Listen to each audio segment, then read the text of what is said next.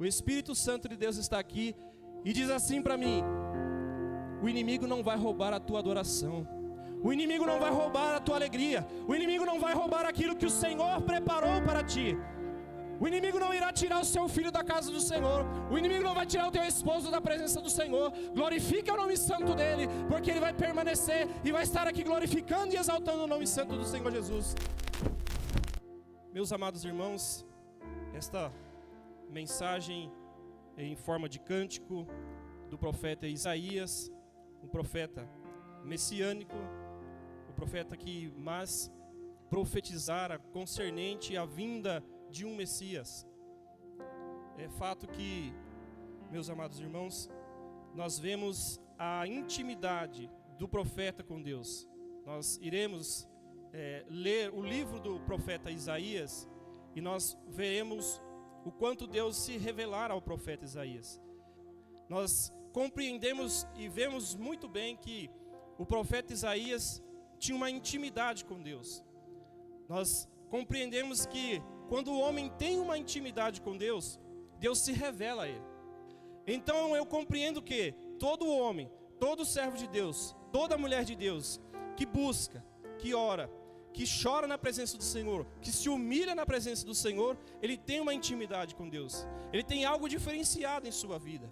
Haja vista que o profeta Isaías, ele ali profetizando, ele em forma de cântico, vai trazer para Israel o sentimento que Deus tinha, o sentimento que Deus estava tendo, da vista do que estava acontecendo com o povo de Israel. Então o profeta Isaías, em forma de cântico, vai trazer que havia um agricultor. E este agricultor, ele buscara uma terra, ele procurara um terreno, ele procurara algum lugar para poder plantar uma vinha, para fazer um investimento, para poder colocar todo aquilo que ele tinha de condições financeiras para comprar o melhor terreno. E ele então assim compra o melhor terreno. A palavra do Senhor também vai nos dizer que o terreno sendo preparado, o terreno sendo ali arado, então este homem começa a plantar uma vinha. E este agricultor, pela poesia do profeta Isaías, ele escolhe as melhores mudas de vinha. No versículo de número 2, ele escolhe as melhores mudas para poder plantar naquele terreno que fora preparado. E ali então, plantando aquelas uvas, ele também disse assim: olha, se eu vou plantar uvas, se eu vou fazer um grande plantio aqui, uma grande vinha, eu também quero construir uma torre de vigia. Porque nós bem sabemos que toda a plantação deve ter também alguém que esteja vigiando ela. E ele então disse assim: olha, eu irei construir uma torre de vigia. E a palavra do Senhor nos diz no livro de Provérbios, capítulo 18, versículo 10, que ele é a torre de vigia. Ele é o nosso guarda, é o guarda de Israel, é ele quem guarda a sua igreja, é ele que está velando pela sua vida, é ele quem cuida de nós, o cuidado dele para conosco. Jesus Cristo é a torre de vigia, é a torre forte, é o Deus forte, é o Pai da eternidade, ele é o príncipe da paz. E ele então, através deste cântico do profeta Isaías, ele continua. Após ele construir também uma torre, ele disse assim: olha, eu vou construir um lagar. Nós entendemos então que este agricultor não tinha simplesmente a intenção de plantar vinhas, mas ele tinha a intenção de fazer o quê? O vinho. E ele disse assim: olha, eu vou construir então um lagar, construir então muros em volta da sua propriedade, porque é fato que se há uma propriedade de uvas, também há quem roube as uvas. Toda plantação que tem, toda propriedade que tem algo plantado de valor, também haverá olhos que possam estar querendo roubar.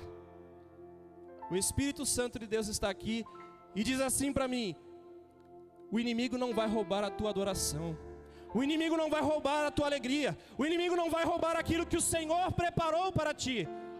O inimigo não irá tirar o seu filho da casa do Senhor, o inimigo não vai tirar o teu esposo da presença do Senhor. Glorifica o nome santo dele, porque ele vai permanecer e vai estar aqui glorificando e exaltando o nome santo do Senhor Jesus. Aleluias. E ele construiu muros ao redor daquela plantação, para que ninguém viesse roubar as uvas que ali aquele agricultor estava investindo. Mas isto era uma expectativa, mas houve uma realidade. Essa realidade, irmãos, é uma realidade muito triste. É algo que muitas das vezes nós olhamos para a palavra do Senhor e muitas vezes não compreendemos, Senhor. Mas tudo aquilo que o Senhor fez para o povo de Israel, mas tudo aquilo que o Senhor tem feito para a sua igreja. E a palavra do Senhor nos diz que no momento da colheita, Ele vê que deu uvas bravas. Uvas bravas, irmãos, não tem serventia para nada. As uvas bravas são amargas, não tem nenhum significado para o sabor, nem para comer e nem para fazer vinho, ela não serve para nada. É fato que quando nós observamos pelo lado humano, e aí nós entendemos pelas pesquisas que elas servem para simplesmente decoração. E eu quero dizer para você, você quer ser uma decoração na casa do Senhor? Ou que você quer trazer alegria para o Senhor? O que você tem produzido na casa do Senhor? O que tem saído de ti? Quais são os frutos que nós estamos dando na casa do Senhor? Eu paro para tentar compreender, Senhor, qual será que é o fruto que eu tenho dado para ti? Se você não ajuda o presbítero Eliezer a visitar os irmãos que estão doentes, que fruto você está produzindo? Se você sabe que o jovem, ele tem passado uma dificuldade, ele chora na casa dele, muitas das vezes ali, com saudade da sua família que está em outro estado, quem sabe está a pessoa ali, o jovem mora sozinho, está em um estado depressivo, será que você vai visitar ele? Será que você chega na irmã Eunice e fala, irmã Eunice, eu conheço uma jovem da nossa igreja que está passando uma situação difícil, vamos lá fazer uma visita para ela. Irmão Diego, eu sei que tem um adolescente que está querendo se matar, irmão Diego, vamos lá visitar ele, irmão Diego. Ele investiu em você, Ele investiu na sua família, Ele investiu no seu pai, na sua mãe, e disse assim, Senhor, abençoe meu filho, que ele possa crescer, que ele possa produzir frutos. E Ele vai dizer assim, o que pretendo fazer com a minha vinha?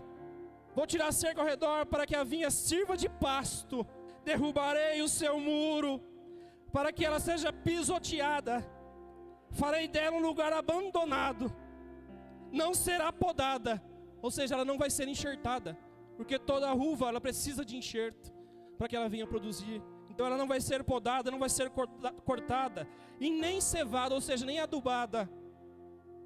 Mas crescerão nela espinheiros, ervas daninhas.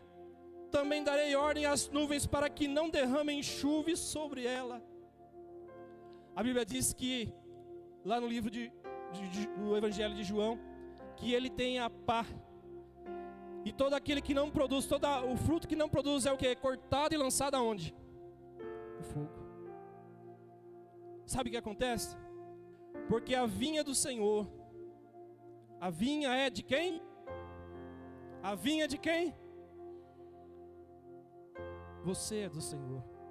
Eu sou do Senhor. Ele investiu em nós. O seu filho não morreu em vão. Ele disse, vou mandar o meu filho.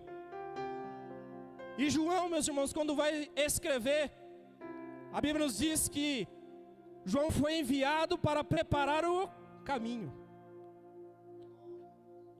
E ele disse assim, olha, nós iremos planear os outeiros, haverá rios no ermo. Olha, preparai o caminho do Senhor, os corações estão aí fora. Você prepara o caminho e o Espírito Santo de Deus é quem faz o homem ali se converter. É o Espírito Santo de Deus que convence o homem da morte, do pecado e do juízo. Então seja um preparador de caminho. Prepare o caminho para o Senhor. Pregue a palavra do Senhor. Está no trabalho, prega. Está na escola, prega. Está na faculdade, prega. Está na rua, prega. Olha para o vizinho e fala, Jesus te ama. Prepara o caminho do Senhor. Você não vai convencer não. É o Espírito Santo de Deus que convence. É Ele que está convencendo os corações até hoje. É noite de arrependimento. É noite de arrependimento. Esta é uma noite de arrependimento. O Espírito Santo de Deus me diz que esta noite é noite de arrependimento. Ele investiu em você. Ele tem investido em você até hoje. Ele não esqueceu de você não.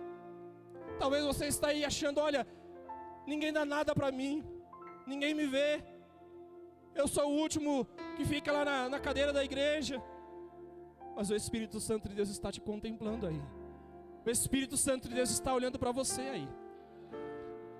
Hoje é noite de salvação, de arrependimento. É noite de chorar na presença do Senhor e compreender que Ele quer que nós produzamos frutos, que nós viemos produzir frutos, para que o vosso fruto permaneça, para que o vosso fruto venha a permanecer. E Ele diz: vou tirar a cerca.